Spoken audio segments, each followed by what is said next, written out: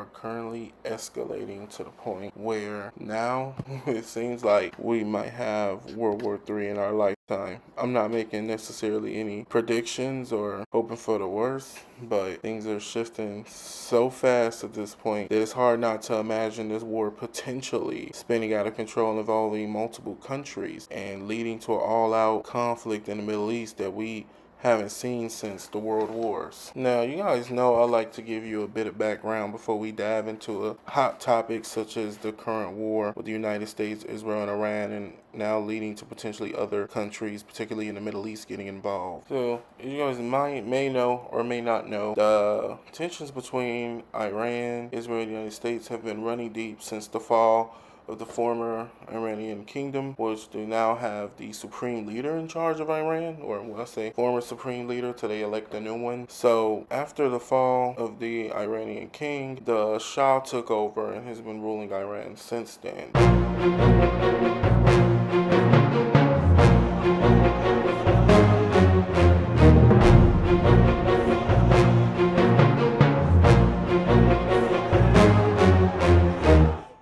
Now, we wouldn't be able to talk about this touchy conflict without talking about the rivalry between Saudi Arabia and Iran, who have a heated rivalry for a long time, which almost feels a centuries old. So the rivalry between Iran and Saudi Arabia is a deep-seated geological and ideological struggle for regional supremacy, significantly intensifying after the 1979 Iranian Revolution, driven by sectarian differences, Shia Iran versus Sunni Saudi Arabia, and opposing political systems. The conflict has fueled proxy wars across the Middle East, including in Yemen, Syria, Iraq, and Lebanon.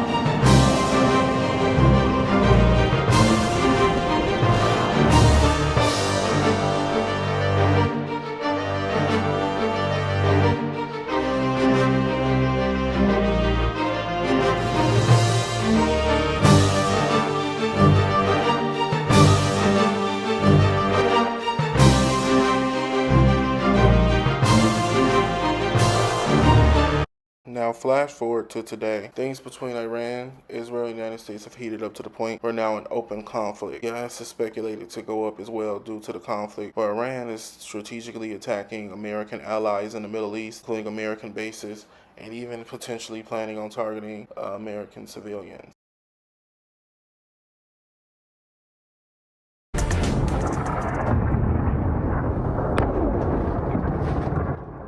The sounds of war. Explosion shaking Iran and lighting up the sky as the United States and Israel only ramp up attacks on key Iranian targets. From inside the rubble, Iran's Ayatollah Amoli seethes a new message to the world, and here it is. He's calling for the shedding of President Trump's blood. Meanwhile, the U.S. joining Israel with deeper bombardments shaking the Middle East at this hour.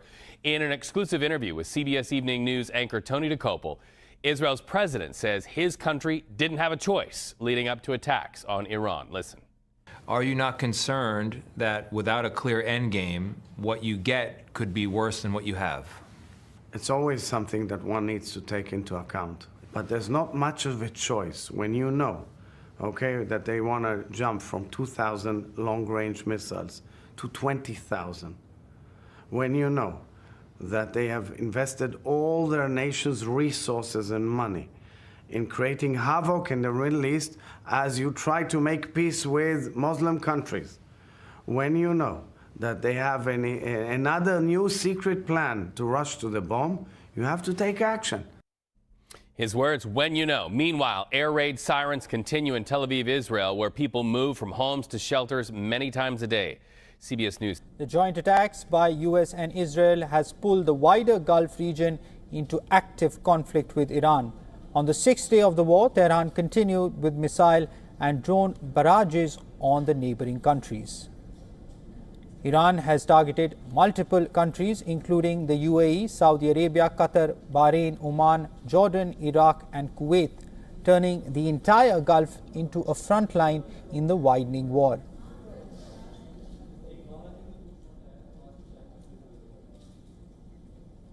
In the latest, Iran fired fresh salvo of missiles towards Qatar's defense ministry, says that its military is working to intercept an incoming missile attack as loud blasts reverberated across Doha and smoke was seen over the city.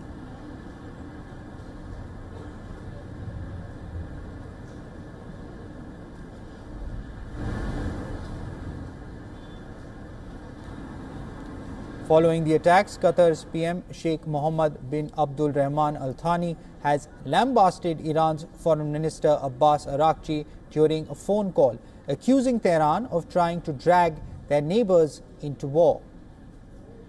British Maritime Security Agency UKMTO also said that a tanker was hit by a large explosion in the waters of Kuwait, causing an oil spill. The agency reported that the personnel on board the anchored tanker witnessed a large explosion on the port side of the vessel and saw a small craft leave the vicinity of the Gulf state's Mubarak al-Kabir area. The claim, however, has been disputed by Kuwait's Interior Ministry, which said that the incident occurred outside the territorial waters of the state of Kuwait at a distance of no less than 60 kilometers from Mubarak al-Kabir port. Parallel to this, UK's Ministry of Defence has revealed that a Shahid-like drone, which had targeted its airbase RAF Akrotiri located in Cyprus, was not launched from Iran. Cyprus clarified that the drone that struck the British airbase at midnight originated from Beirut in Lebanon. Meanwhile, Saudi Arabia's defense ministry said it had intercepted 3 cruise missiles outside the city of Al-Kharj, a city south of Riyadh. The kingdom had previously warned that it reserves the full right to respond to blatant Iranian aggression after a series of drone and missile strikes targeted capital Riyadh and the country's eastern province. Tom, how significant is the concern that U.S. air defense may not be able to intercept many of these Iranian drones? It is significant and it is growing, Pam. Wolf, let's take a look at what the U.S. is doing right now. They're fielding a previously unused military asset. I'm going to show you a life-size model that we bring into our virtual studio here. This is the Lucas drone, low-cost unmanned combat attack system. It is, as you can see, about 10 feet long, about an 8-foot wingspan. It weighs about 180 pounds. It's powered by a propeller back there, which means very low heat signature, hard to track. And up front, it can carry about 40 pounds of high explosives. It is also, interestingly, based upon a clone of an Iranian drone, the Shahed 136 Kamikaze. The Iranians have been working on this for years. The U.S. got a hold of one. They had engineers take it apart and say, let's build a better version of it. That's what they have done. And yet the Iranians continue to rely on this and many other types of drones. But this one in particular, they rely on for several reasons. One, compared to a missile, which requires a great big launch platform that can be targeted and taken out, and then the missiles are no longer useful. This can be launched from the back of a truck, from the middle of a field, from a boat, compared to a missile, which requires a big production facility, which also can be targeted and destroyed. These can be made in many covert locations all over that are hard to track down. And compared to a missile, which will cost at least $1 million, sometimes several million, this is cheap, only about $20,000 per unit.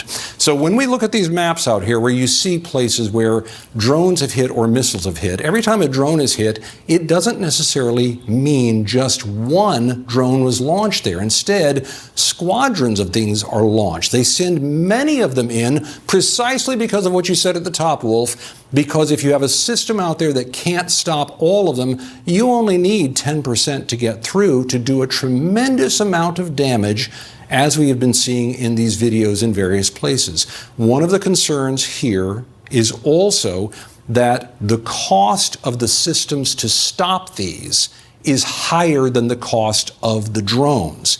In many ways, military analysts say the Iranians have been preparing for many years for just this type of conflict. So, though they didn't want to have a war necessarily, now that the war has come to it, their use of drones is forcing the U.S. to fight a type of battle that the Iranians would prefer, even as the U.S. tries to turn that weapon back against them. What we're seeing play out here is essentially a war of attrition. It's the ability of the Iranians to launch missiles and drones versus the supply of U.S. and Israeli interceptors that can knock them out. Now, President Trump said a couple of days ago, and rather absurdly, that there's an unlimited supply of missiles and interceptors and munitions, and that's simply not the case. But there are some signs that the Iranians had a lot of capabilities, but it's definitely being degraded. I mean, on the first day, they launched 350 missiles. On the second day, 175. On the third, it looks like about 125, and only 50 yesterday. So there's definite signs that they're being degraded. The other thing that they're working on is the launchers, the missile launchers. They started the war with perhaps 450. The IDF is claiming perhaps at least half of them have been knocked out. But they still have a lot of drones, a lot of missiles. The drones can be very, very dangerous, and we've seen play out in. Now, this conflict has been brewing for a while, so I can't just say this is as simple as a black and white thing. This is reaching global proportions from the news articles and the videos that I placed in this video. It is very clear that this conflict can spin out of hand and have far-reaching consequences similar to World War I and II. Another thing I want to point out is the technology in this warfare is different, unlike anything we've seen in a long time. And this means that there could be a lot of destruction, not even from human hands, but the drones alone, the aerial missiles. This is going to be a very, very tough conflict, especially after all the wars we've been in the Middle East with Iraq and Afghanistan. So I'll keep further updating you guys on more situations that's occurring as the war continues to escalate and hopefully at some point goes down. But it doesn't look like it's going to be an easy conflict to get out of, at least from where it is today. But news is always changing. The world is always changing. Let's just see where things end. As we know, when talking about such global conflicts or even regional warfare, things can go many ways, as we see throughout history. And though I like to say history does repeat itself, there's many things that can unpredictably happen, such as winners and losers of wars. So here's some of my predictions of the way things could go. So what we know now, the current situation is Israel and the United States launched coordinated strikes on Iran targets in Operation Lion Roar starting on February 28, 2026. Iran retaliated with missiles and drones against Israel and U.S. bases in the region. Hundreds of military targets inside Iran have been hit, and parts of its navy and missile infrastructure has been damaged. Iran has disrupted shipping through the Straits of Hormuz, which normally carries about 20% of the global oil supply. This makes both a military war and a global economic crisis. One of the most likely outcomes of this possibly happening is a limited war ending in a ceasefire, which to me has a probability maybe 70-80%. What happens in this scenario? Israel and the United States continue strikes for a few weeks. Iran missiles and nuclear infrastructure is degraded. Back channel diplomacy produces a ceasefire or negotiated settlement. The result of this would be Iran's regime survives but is weakened. New nuclear restrictions or sanction deals may emerge. This is one of the most common outcomes that I was hoping for instead of a huge full-on war. Now, another scenario that is very likely would be if Hezbollah and Lebanon launches a full-scale attack on Israel. U.S. troops enter Iran. Gulf states like Saudi Arabia and other U.S. and Israel allies are hit heavily. Iran keeps Hormuz closed. If that occurs, you can see fighting across Lebanon, Syria, Iraq, and potentially other Persian Gulf states. That will result in a global oil shock and major economic instability reverberate throughout the entire planet. Now, as for my predictions go, thank you guys for watching this video and checking out my content.